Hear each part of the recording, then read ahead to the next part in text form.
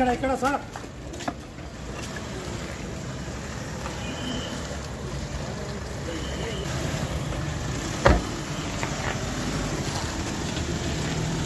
లేడు కదా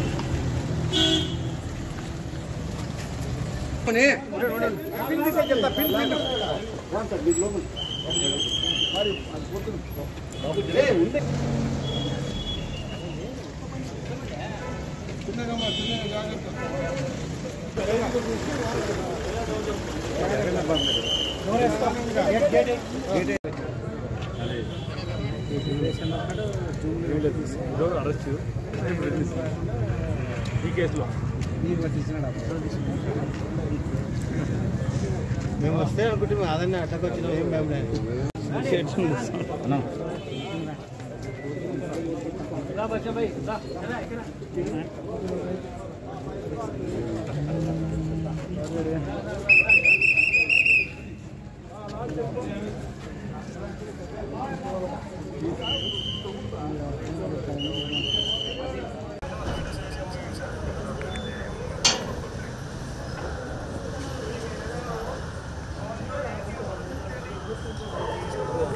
కదియద్దు బాయ్ ఎవరు బాబు నా కదియద్దు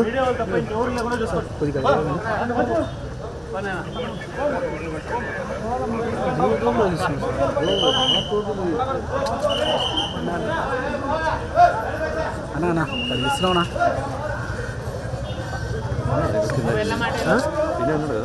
కింద ఉన్నాడు కదా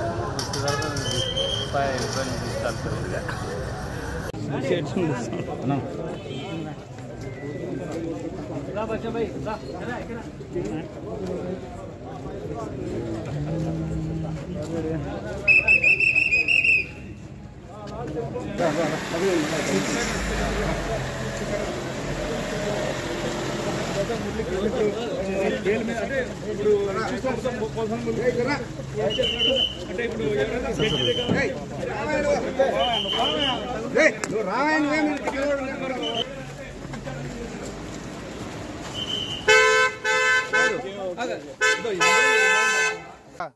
ఆదోని 3 టౌన్ పోలీస్ స్టేషన్లో క్రైమ్ రిజిస్టర్ చేయడం జరిగింది.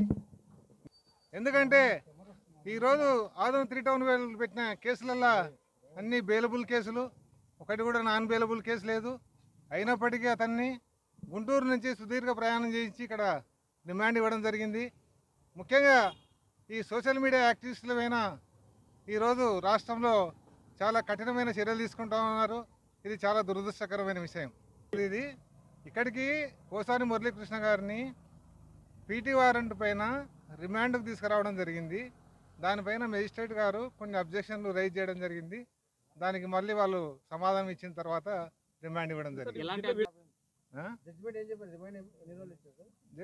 రిమాండ్ వచ్చేసి 14 days కర్నూలు డిస్ట్రిక్ట్ జైలు. అవును, హెల్త్ అక్కడ వాళ్ళు ప్రొవైడ్ చేయమని మేడం గారు ఆర్డర్.